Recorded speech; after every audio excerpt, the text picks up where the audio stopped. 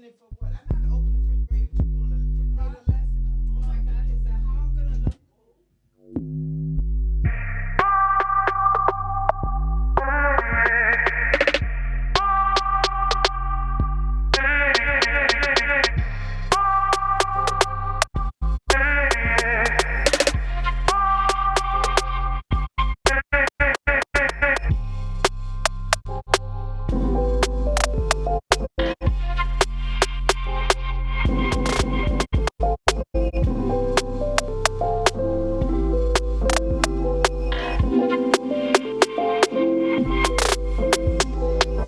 Hello, everybody. How you doing on this lovely April Fool's Day? Hey, Yeah, it's the first day of the month. First day. And it's funny that it's on a podcast day. You sure we doing the podcast? yes, we are. Oh, we Even are? though it's April Fool's, but yes. So let's be a bunch of fools. So let me introduce you to my guest. To my right, Sharon Powe. Yay! And for today's episode, should I say throughout this month, because tomorrow is Autism Awareness Day. Yes, it is. So, but we're not just gonna celebrate or just make it one day of an awareness. We're gonna make the whole month an awareness. Although we're gonna talk about a whole bunch of things for this month. We even have it up top. You won't Yes. mind reading it? Hey, Some of the topics. April, Earth Day, Easter, Financial Liberty Month, Alcohol Awareness Day, Autism Awareness Month, Autism Awareness Day, Wednesday, April 2nd. Let's celebrate. Yes. So tomorrow on April 2nd, or if you've already watched it, you're just not watching this episode, you'll know that this past Wednesday was Autism Awareness. And I pray that you took the time to sit down with somebody and spoke to them, showed them love, showed them kindness, and showed them the time. And I'm going to tell you why. You should sit down and just let them know you care, regardless to their age. It is said that in scriptures, God emphasized the importance of both children and elders, urging respect and care for both. Children are to be trained in God's way, and elders are to be honored and respected. Well, and me and the team, we put that together because even though it doesn't speak about autism and per se, but children and elders, people of all ages, people grow up. Right. You know, we're not going to be children riding on that school bus forever. We're going to be on a whole different bus with a whole bunch of other people we've never met or people who never been on the spectrum before and are just learning, hey, nothing's wrong with me. I just learned different. Right.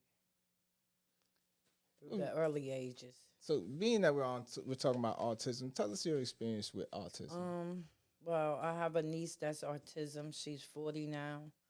I worked on the bus, different schools with autism kids.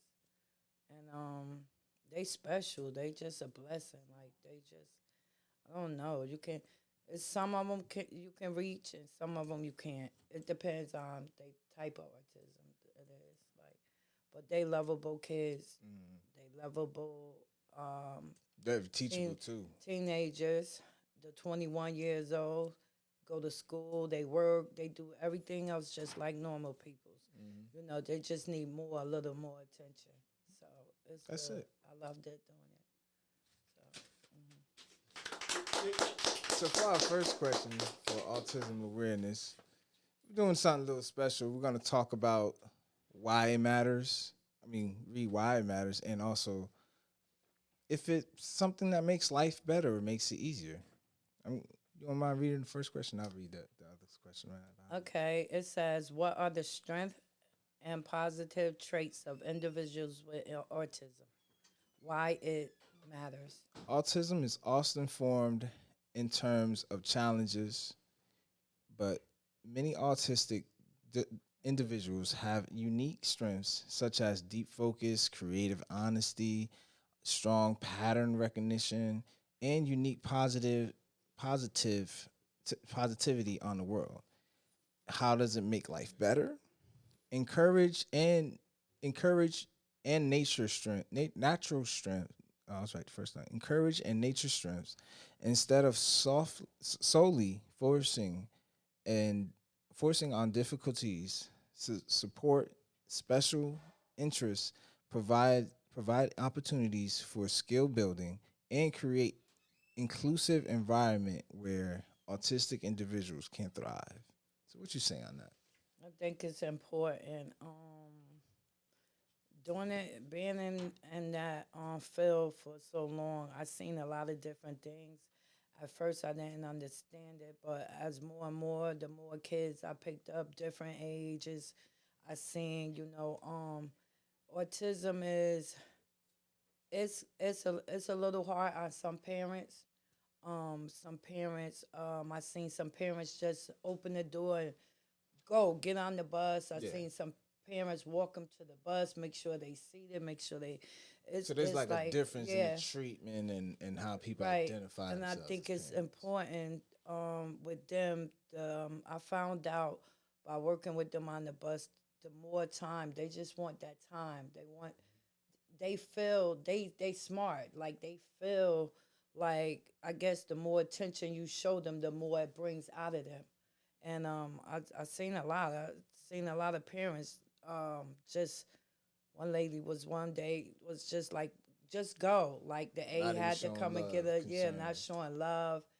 And but when she got on the bus, of course she got love from us, the A and the driver. But it's they just want love. They just like they human. They people. They just need more attention. You know what I'm saying? So we gotta jump into the audience and see what the audience have to say on that.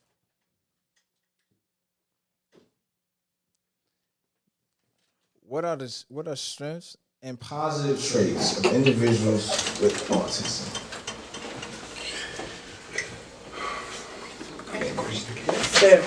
What are strengths and positive traits of individuals with autism? When I was a bus aide, his name was Daniel. He was 19 years old. They are loving and caring people. They're very curious. They ask questions. It's you can hurt their feelings. When their feelings are hurt, you would notice it. Because they start crying and it's like Uncontrollable. yes. And then since I was there, going to the high school, because he was in high school. But make a long story short, they have runners too. They have to be strapped up. So Now, them, they are. The spectrum. Some of them have to have harnesses. Yes. And I have seen them act out and just be out of control. It takes about 4 of the staff to hold them down. And then I have to restrain them. But it still takes a person willing to show that love and that care for this child. Like, I'm not trying to hurt you. I'm not trying to hurt you. I'm just trying to not necessarily use the word of restraint, but it's a way of restraining so they don't hurt themselves. Yes, and you have runners. If they run, you're going to have to go catch them. You don't have to have patience. Yeah, doing patient and tolerance. It's not only the ones that run, it's some that it's autism that can't even talk. And they just movement. It's some in wheelchair bond. And you have to some drool, it's a lot of work to that, but the more and more they know who you they understand if they get used to you, that's who they want. Because it's patience. Like if you switch and they like she said, they kind of get upset. Thank you for sharing. You have another.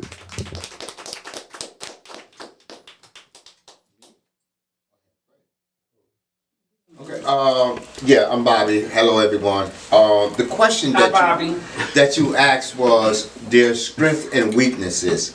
Can you explain that a little bit? And the reason why I'm asking that before I answer it is because I do adult autism one-on-ones, and it's kind of hard for me to see his strength and his weaknesses. And I work with him on a regular basis, so kind of explain that one to me a little bit. Well, in our question, there was two like key points that help broaden out the positive traits of the individual. You mind reading? Number 1, right? Yes. It says, what are the strengths and positive traits of individuals with autism? Why it matters. Autism is often formed in terms of challenges, but many autistic individuals have unique strengths, such as deep focus, creativity, honesty, strong pattern, recognition, and unique perspective on the world. And how does it make life better? Encourage courage and nature strengths instead of solely focusing on difficulties. Support special interests, provide opportunities for skill building, and create inclusive environments where autistic individuals can thrive.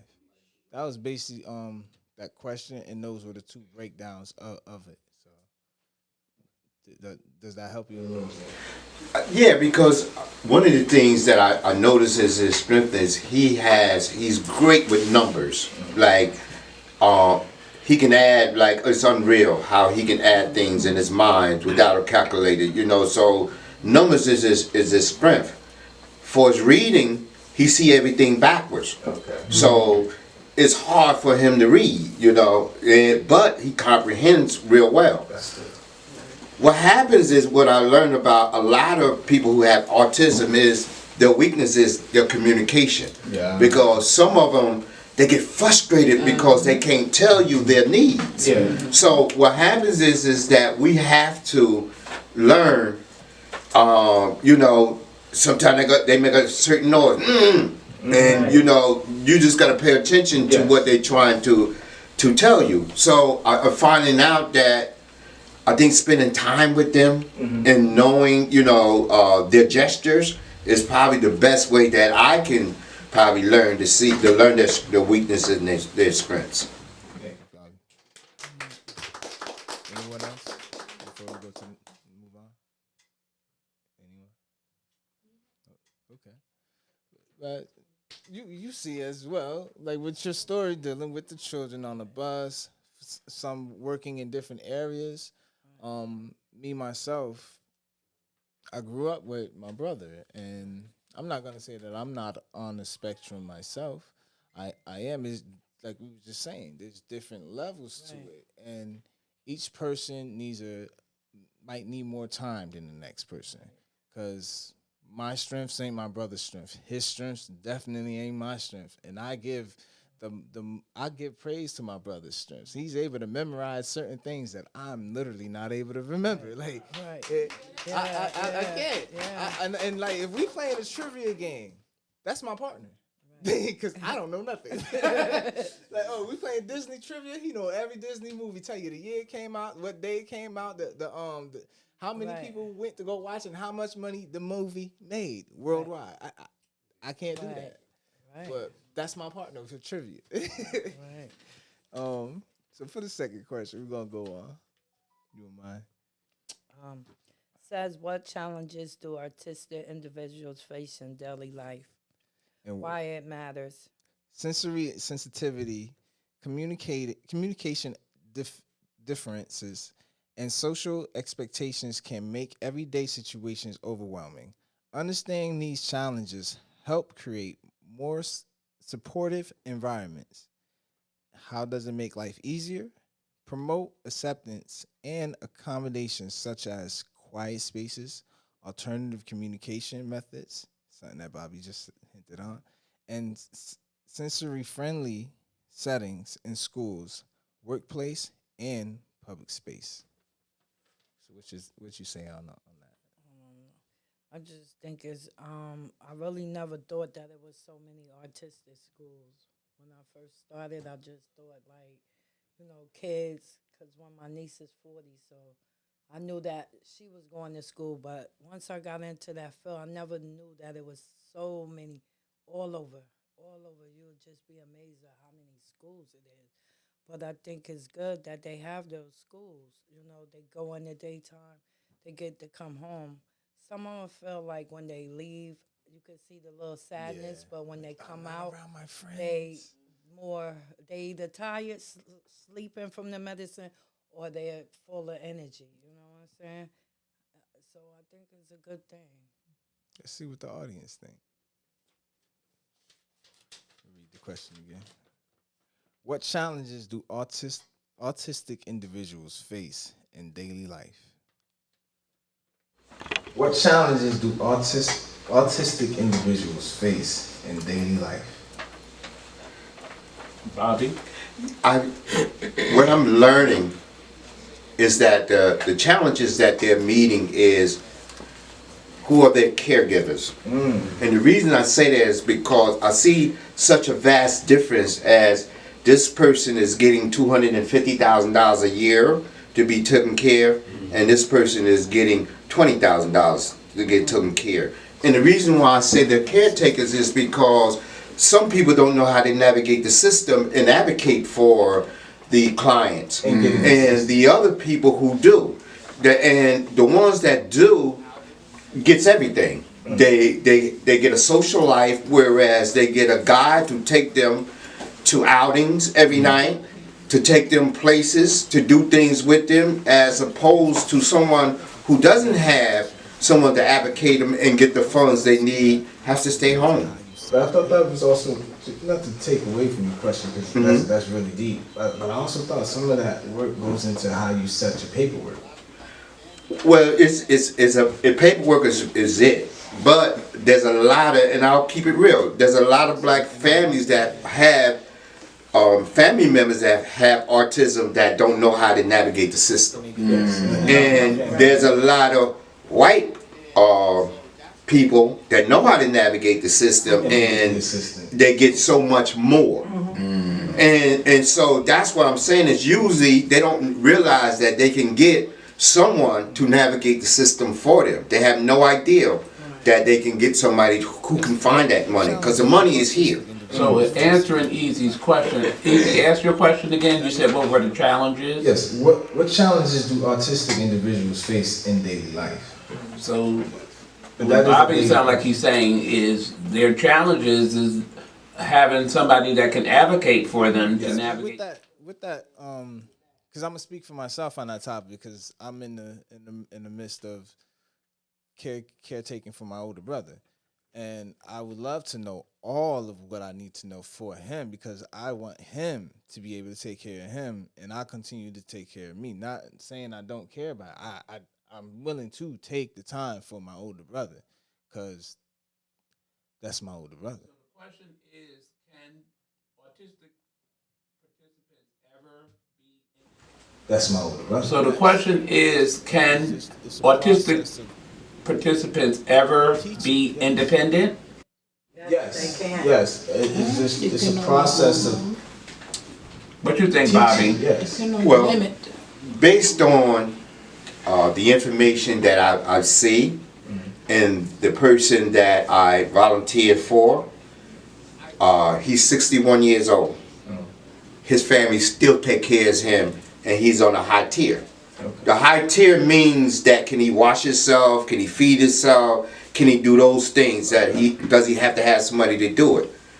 The higher tier you're on, the more money they give you. Okay. So does that mean that you're less likely to be able to take care of yourself? And the answer is he's never going to take care of himself, because if he can take care of himself, then he don't need assistance. Right. Yes. So they're going to always want someone to say he still need assistance. Because if he doesn't need assistance, they're not going to pay somebody to take care of him and be his caregiver. So it looks like maybe Ronald might be on a lower tier. Yeah. Am I saying that right? Right. He's more independent. Yeah, he has more independent capability. He just doesn't know how to fully take care of certain responsibilities. Certain responsibilities. Right. Yes. So he might not be entitled to a lot of that money for folks that are on the higher tier, Bobby? Well, that's not necessarily true, because Ronald is capable of going to a whole lot more functions, so he needs more money. He needs a car. Yeah. So those are the things that your money really start coming for. Okay. It's like, what are you participating in? Okay. And see, what happens, a lot of people don't realize that people with autism are supposed to have a life too. Yeah. And I guess one of the challenges, like I was saying earlier, is them communicating their needs. Yeah. So that's why it's so important to have someone who knows this person so they can advocate for them and tell them what they need. They need somebody to take them out. They need somebody to show them how to have a good time. Yes. Show them how to interact with other peers. And learn how to bowl and do things, you know, that normal people do. Some That got can children. do some got kids, some, yeah. But the part of where I was gonna go, I care because I care about everybody's self care. I just know that what I'm about to say may ruffle some feathers, and that's what it's intent to do. I just pray that it ruffles your feathers for you to get on a straighter path. A lot of the times from where I grew up, being that I am a child who grew up with my brother, not bashing none of my upbringing. I love my upbringing. I just know that raising a child of my brother's spectrum, and I'm saying for me, I know that I would do more than what was done. I would not leave him to his own vices. I would not assume because all of my other children who are not on the same spectrum, but they all are being raised by me, because this child catches this or this child catches onto that, I would not assume that because of my child and their spectrum, they're just going to catch on. I'm not going to do that to my child. And like I said, I'm not bashing my parents' upbringing or anyone's upbringing. Are you saying he was neglected? Yes. A lot of the, like what we was talking about earlier due to the first question, it's really hard to just be a parent who's not used to that or didn't be around an individual who is on the spectrum. And when you're also having confliction with yourself and not knowing that you are on the spectrum, it's even more difficult to accept because you don't want others to make fun of you, or you don't want others to put you in the area where they have to look at you a certain way that you may be even looking at your own child, which is wrong. And I just want to state that part because I speak with my brother. Like you're saying sometimes parents will make it about them. Yes, and even on the part of where So it sounds like you're saying sometimes parents will make it about them. yes, Okay. and even on the part of they only looking at the fact that my child is getting government assistance. That means I'm getting government assistance. So when that money is coming through, whose bank account is it going to? My bank account. Whose bills is all of that money getting spent on? My bills. This child is now suffering because now they ain't got no clothes. Now they all looking depressed, walking around looking like nobody care or love them, but you yelling at them trying to inspire them to uplift their spirit to be an upstanding person, but you're not teaching them. She can try. You're not teaching them. That's the same, like I said, when they just come out there and you could tell by some parents, one lady used to come and be like, oh, he'll be all right. I would have to, tell the aide to put everything on. And she would do this constantly, like every day. And I'll be like, wow. So, and then when we drop him off, she won't even be there to pick him up. We have to wait like 15 minutes for her to come. So it's just like, well, I got my time all to myself now. Like, that was, it's sad. It's like, So easy, would you say sad. that there's some maybe denial? Yes. It's sad. So easy, would you say that there's some maybe denial Yes. on parents' part Yes. and a little bit of neglect, Yes. abuse, Yes. and manipulation? Yes. Okay. Sarah got a hand. In love. Thank God that your mother still raised your brother. Yes. They have group homes now that the parents don't have nothing to do with the child no more. I didn't know that, but they do. We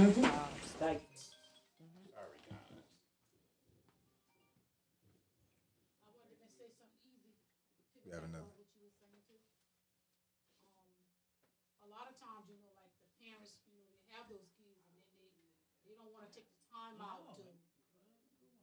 Times, like the parents, they have those kids and then they don't want to take the time out to give them what they need. Yes. So what they do, they push them off somewhere else so somebody else can take care of them. You know, because I worked in a few facilities, you know, like where a lot of these folks that they got rid of, they was very smart and with a little training, a little bit of maybe medication or, you know, just a little help, they could live a pretty progressive life. But if you keep them tied down to limited stuff, then that's where it's gonna take them nowhere. You know what I'm saying? And then they gonna feel like nobody care about them. So It's the same thing. Like it's like a lot of resources out there for like different things. It's a lot of resources out there for autism. It is. There's really nowhere that, especially today, that a parent who's never dealt with an autistic child, there's nowhere you can't turn to help get the help that your child Sometimes needs. they gotta find their problem. You know, to even this, you can go to group talk about it. Yes. You know. There's so many avenues for your child, not just you, but for your child, for them. If you're saying you're a parent, or even if you're not a parent yet, you have nieces and nephews that you take care of, older uncle or aunt, for some people that is on a spectrum. You care for them. Go and get the help that you need to understand them. So this way you understand you with them and them with you. Because when a person sees that you taking the time out to not just listen, but attentively listen. Because when you attentively listen to somebody, you can regurgitate everything that they say.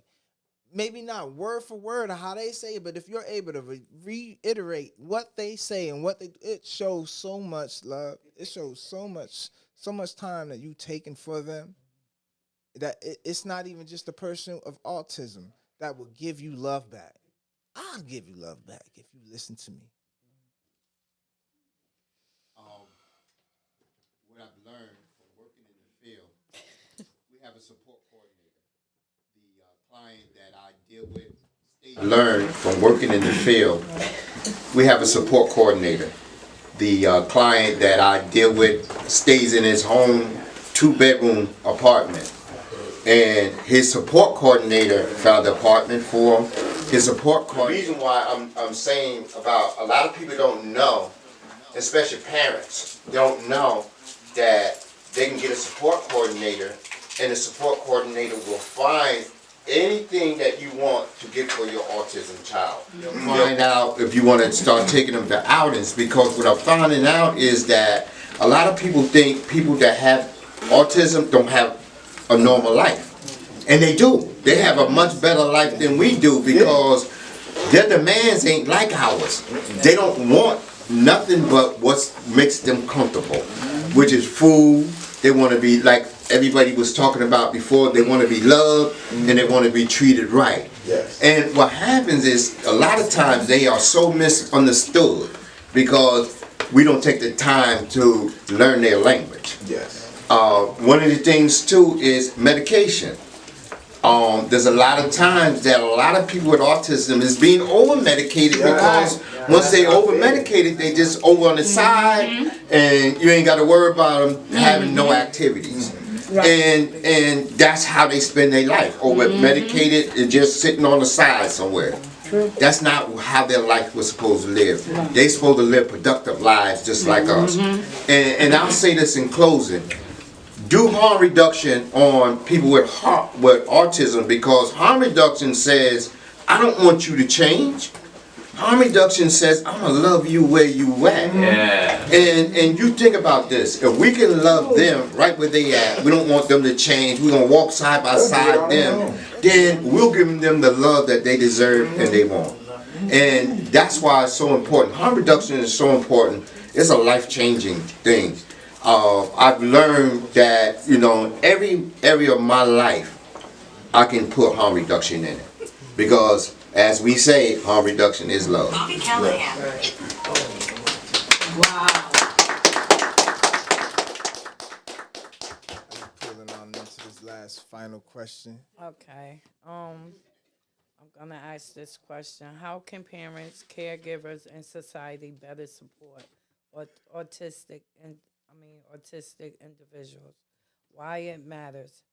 Support systems impact quality of life. Many autistic people struggle to do misunderstandings, lack of communications, and social stigma.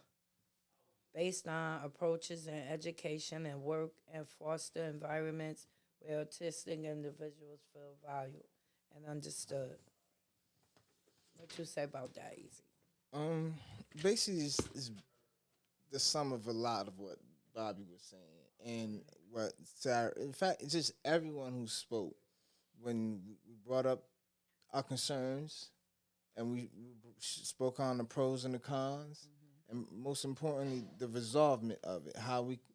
The biggest part of all of this is how we can resolve it, because ain't no problem gonna pop up without having some form of way of being solved. There would never be a problem without a solution. So I say continue loving. What he I said? think you gotta get more involved. Yes. Get more involved Get with more the involved. community. Like they have community affairs with autism. I just think it's important to get more involved. And also laugh more with with your children. Laughter is a huge way of breaking down them walls. Right. When like my brother, he used to always be uptight, angry, because at first we didn't understand how he didn't know how to relate in certain words for his emotions. And when he started conveying those emotions and understanding how to talk about them versus physically react when we was young. I can't say I was the best little brother, but I was a little brother.